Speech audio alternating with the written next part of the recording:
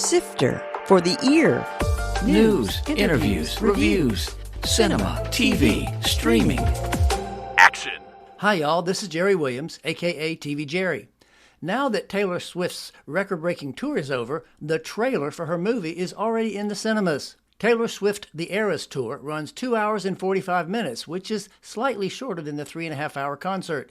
It opens on Friday the 13th of October, and tickets are available now. Be aware they're higher than the typical movie ticket. And then this girl comes over to me and says, when Marty comes, you can't look him in the eyes. I just looked at her. I said, he's 4'6". I won't be able to see his eyes. That was Dennis Madigan with just one of the stories about working on vinyl, which was directed by Martin Scorsese. Dennis has made his career working in the art department for numerous movies and TV series. Since many of them were shot in Philadelphia, where he lives, it includes most of the shows by M. Night Shyamalan. In addition to his stories about working with Scorsese on vinyl, Dennis talks about the brass duck that he slips into the sets of most of Shyamalan's movies, being the drummer for Single Bullet Theory, and much more. Sifter Review of the Week. 97 minutes on Hulu. As opposed to Hijack, which is a riveting ride on Apple TV right now, this movie hits the same subject, but without as much heft or Idris Elba. Jonathan Rhys-Meyers steps in as the hero to save the hijacked plane from crashing, while Alec Baldwin heads up the ground response with several deep monologues to take advantage of his drama skills. The encounters are okay, but there's never much tension, even as things get perilous, which they do often. There's lots of posturing and threats, creating angry interactions, but the overdone dialogue shaves off the edge. Even so, it's passable for the type of disposable thriller you might expect, and if you're not flying anytime soon. I gave 97 minutes 3 out of 5 stars.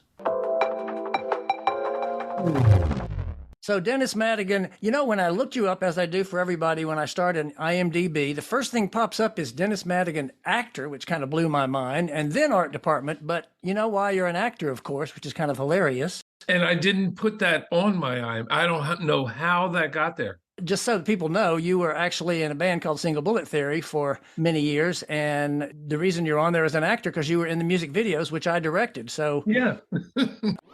Footnote. Single Bullet Theory was a Richmond-based new wave-ish rock band in the 80s. Their first single, Keep It Tight, reached number 78 on the Billboard Hot 100. Of course, I've known you as a musician and artist for all these years. Which came first when you were a kid? Were you a drawer or a maniac playing drums? When I was 9, this music store opened up outside of D.C., Alexandria, and they had a contest. You could win anything. You could win a guitar and an amp. You could win a set of drums. You could win a bass, whatever you wanted. And I put everybody I knew's name in it, and my grandmother won a set of drums. Oh, cool. And I still have those drums. They're 1965 Silver Sparkle Ludwigs. They're in my basement right now. When was the last time you played them? I've been playing them almost every day since COVID. Oh, wow. So when did the art thing come out? Because I know you went to VCU in art, right? I minored in art and I majored in resource management, actually. So how did you just segue into, I think I'm going to be an artist and be a musician? Well, I went to VCU on a wrestling scholarship. No, really? Yes. Well, now let me ask you this, because of the other IMDb listing for you, which is the one that's the fullest of you, and the real one, is art department. And sometimes it's called set dresser. Sometimes you're called a lead man. For our audience, why don't you describe what those two things are and how they're different? In movies, you have a big warehouse and all the stuff that's going to be in the movies, the curtains, the chairs, the everything, telephone, everything is in the warehouse. And when you get to that set to film it, like days before, you pack all that stuff up, take it to the set and put it in. Right. It used to be a thing where they would go and actually they have buyers and they would send buyers out to buy what they needed. And thanks to Bezos, they just sit in an office now and look it up and have it delivered the next day. They don't even leave the building a lot of the time. So makes life easier. And so what is a lead man? Lead man is the head of the whole department of set dressers and buyers, and he oversees all them along with the decorator. Surprise guest drop-in. Barry! Hey, pal. Footnote. Barry Fitzgerald is a local photographer and artist who also played keyboards for Single Bullet Theory. So we were talking just a couple minutes ago about his life at VCU, and I believe that's where y'all met. So what do you recall about meeting Dennis, Barry? We were underground art music people. Mm-hmm. And we shared the stage more than once, I think probably in VCU Gym and String Factory. And what were the names of both of those bands? Big Naptar and Titfield Thunderbolt. As we discussed at the opening, both of you were in Single Bullet Theory when I directed Hang On to Your Heart and Keep It Tight, but that led something else for y'all, didn't it? Start a new career? How did that happen? During the second video, we needed some scenery for one scene. We needed a sexy bedroom with a heart-shaped pink satin bed for a sexy girl to wallow around on. So we built that, and the cinematographer said, "Yeah, if this rock and roll thing doesn't work out for y'all, give us a call. We always need scenery." And the rock and roll thing didn't work out for us. So we called them and went right to work. Didn't he call and he said, "Do you guys want to build a bank lobby?" And we just looked at each other and says, "Yeah, sure." Yeah, we did 4 lobbies. Did a bunch of living rooms and kitchens and Christmas tree lots and lawyers' offices, and the list goes on. Yeah. How did you break down the responsibilities? Mostly Dennis did the construction, and he yelled at me for trying to decorate it before the walls were up. He had a paintbrush just standing there. From there, I went on to a photography career, and Dennis went on to the art direction in the movies. We worked on a movie together. It was a made-for-TV miniseries with Richard Chamberlain, Alice Krieg, Fritz Weaver, and Rip Torn. Footnote. That 1998 miniseries was called Dream West. But anyway, we worked our butts off on that. Mm-hmm. Dennis, that was your first film involvement, right? Yes, I think so. I have to tell you a good story about that one. That was the one where the director stood up on the camera at 2:00 in the morning and said, "You were all my second choices." And then they took him away. He was gone. And we were standing in the snow, I believe, fake snow. Yeah, in front of the state capitol, right? Yep. So Barry, what dirt can you tell us about Dennis and the rock and roll band? I know nothing. what goes on the road? I think that went with the bus, Tammy Wynette's bus that we had. All that went when the bus left. All those stories are gone. That's right. The only story I remember is the time we tried to get under an underpass and wouldn't fit, and they had to let the air out of the tires. In Chicago, right? Or New York? Connecticut or someplace. I don't know. Crazy days. What a rough life. Rock and roll, the life of rock and roll. Okay, look, I'm going to let y'all go and talk about movie business. All right. Thank you for dropping in, Barry. Thank you. Yeah, have a good time.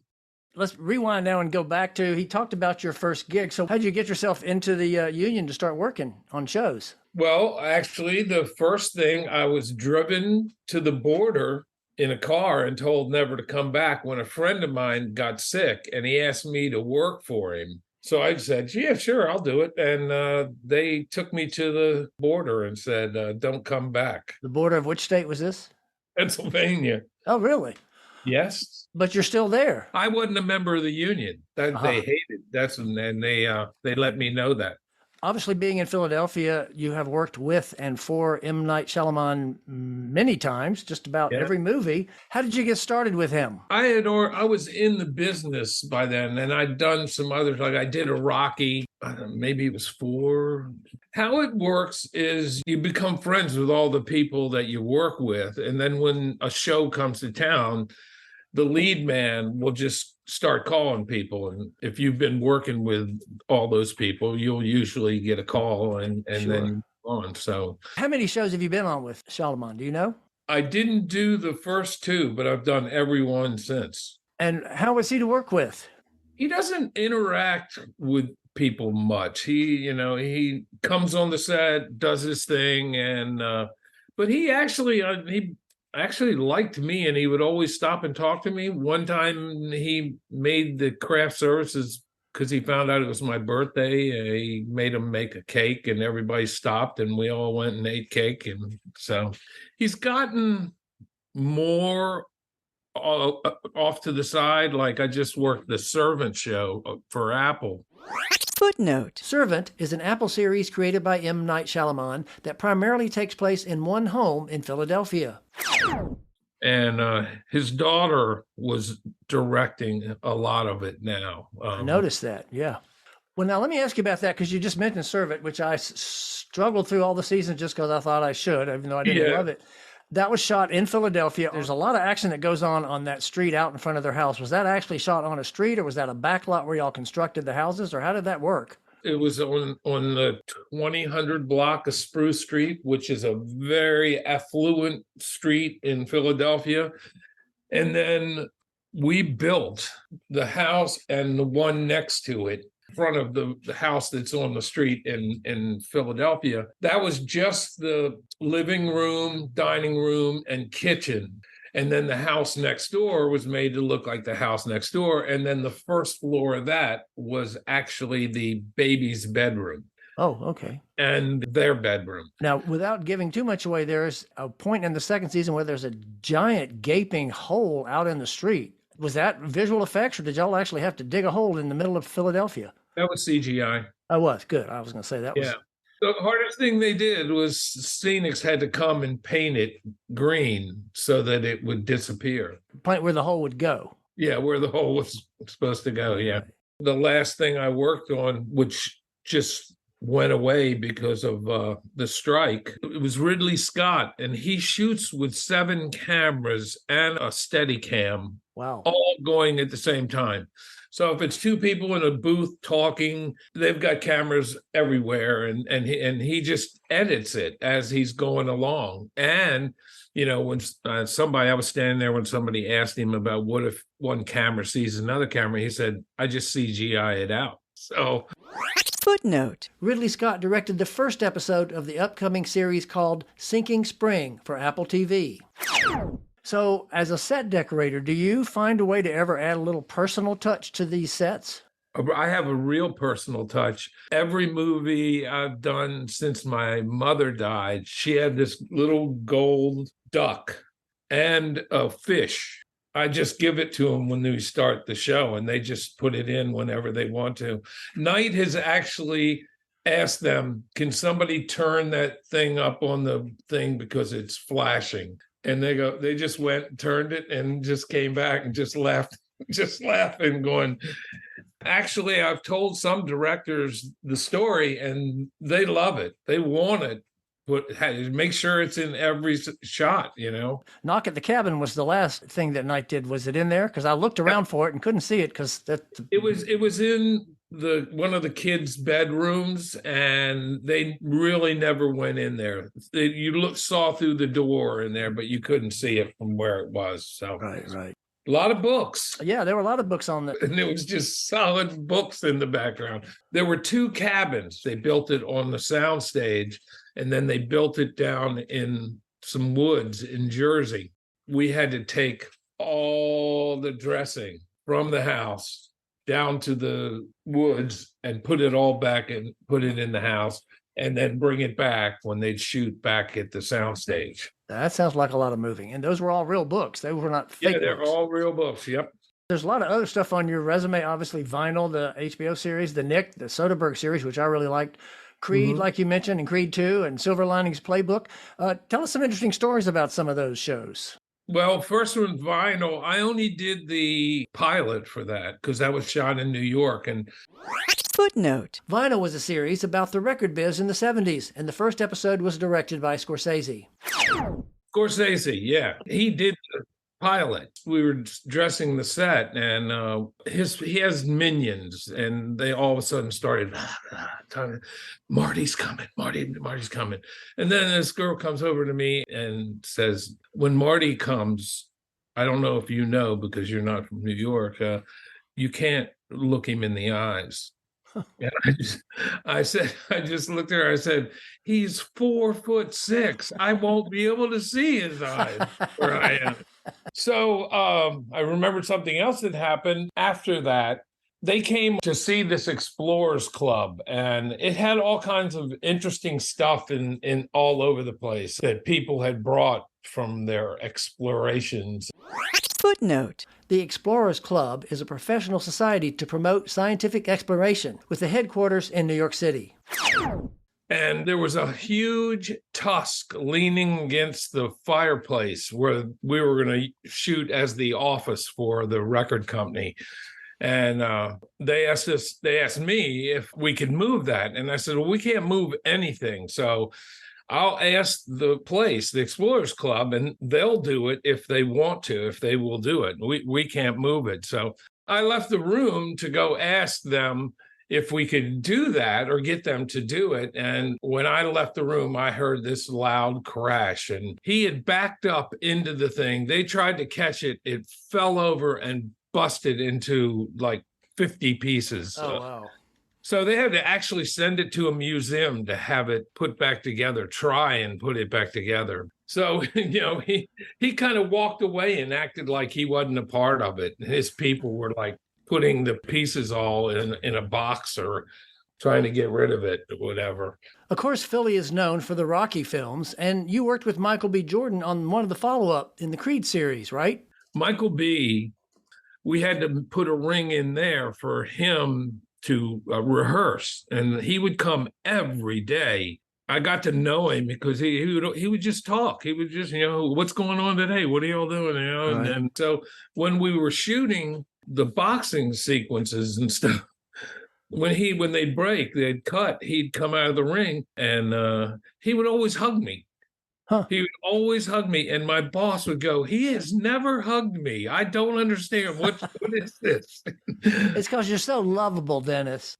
I don't know, but he disappointed me, though. He ended up, because he said he was going to direct and do 3, and he would be back, and he did, and he went to Georgia. So another one you worked on was Silver Linings Playbook.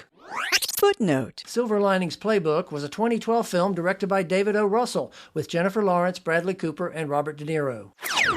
that we shot in the suburbs, out in the suburbs. So those are real. They weren't on a soundstage. Yeah. Yeah. But all of it, we had to like move somebody's whole living room to their garage and redecorate it. There was a scene in the bedroom with De Niro, and I was up lowering the bed because they wanted the bed lower. So I had to take the wheels off. And he came in and he introduced himself. I'm like, yeah, I really need that. All right. Yeah. So I'm laying on the floor and he comes over and he says, you're set dressing, right? And I said, yeah. And he said, can you do me a favor? And I said, sure. What do you need? And he said, can you make sure that they have some sweaters and stuff in the drawers so that when I'm doing my thing, if I want to open the drawer and put on a sweater, it's there? Nobody's ever asked me to do anything like that. Huh. And we had to put stuff in the closet too. We'd put a little, but he said, can you get more stuff? Because I might go there, And did he end up going in the doors of the closet? He opened the drawer and held up, I think he held up the sweater. I don't think he put it on. But that's who he is. You told that one story about something accidentally working out. Is there something else you've done that was kind of like, you thought, oh, let me try this, and they said, oh, that's great, let's do it that way instead of the original way, or do you pretty much stick to the... I was doing a movie called Upside with Bryan Cranston. Footnote. The Upside starred Cranston as well as Nicole Kidman and Kevin Hart. They had built a bedroom on one of the sets for Hart, and it had a really high bed. It was like a thick mattress, one of those thick mattresses. So when he came, he sat down on the bed and he looked like he was like a kid.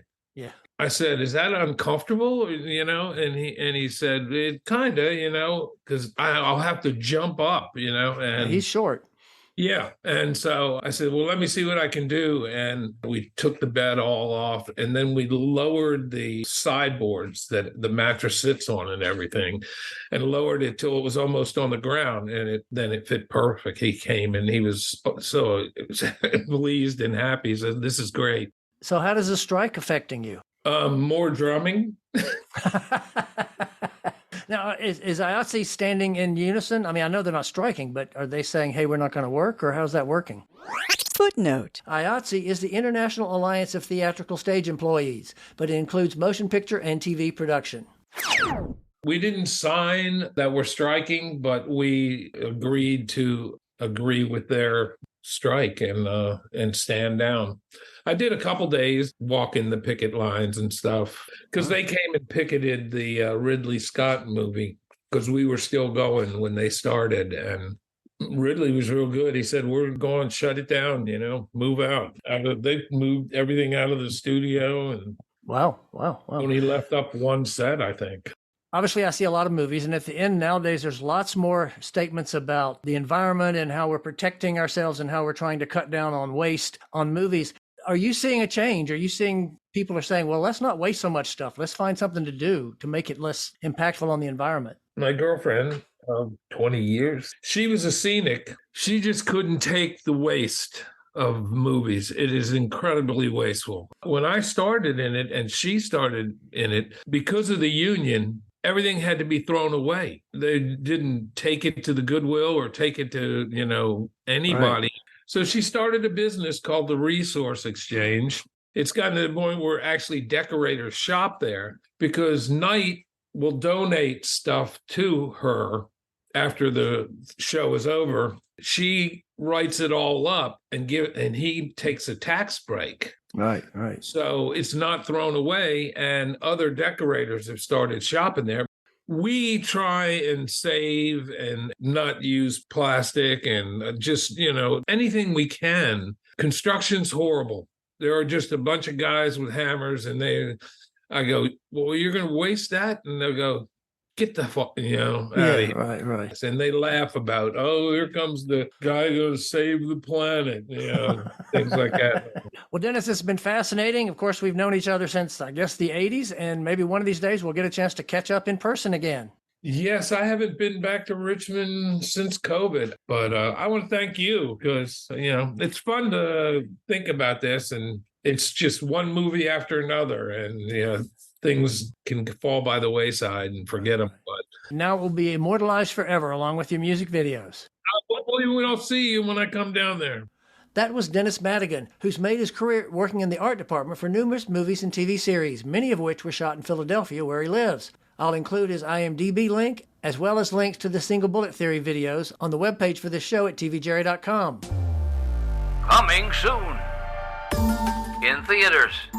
A Haunting in Venice. Kenneth Branagh returns as director and star for the third Poirot mystery, with a horror twist and a cast including Michelle Yeoh, Tina Fey, and Jamie Dornan.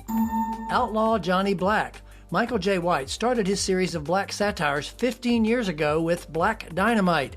This one takes place in the Wild West when he's out to revenge the death of his father. Camp Hideout. After a teen steals a video game from some goons, he hides out at a church camp.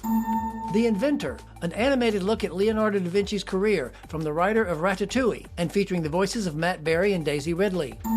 The Retirement Plan. Nicolas Cage seems to be a retired bum in the Cayman Islands, but he ends up protecting a woman and her daughter from criminals. TV and streaming. Class Act on Netflix. This is a fictionalized biopic about the Frenchman Bernard Tapie.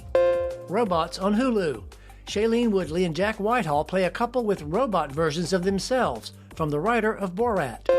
El Conde on Netflix. Augusto Pinochet is an aged vampire who decides to die after 250 years in this Spanish import. Becoming Frida Kahlo on PBS, a 3-part docuseries about the famed artist. The Swarm on the CW, the latest in a continuing trend of ecological thrillers. A Million Miles Away on Amazon. Michael Pena stars as the first immigrant farm worker to travel into space.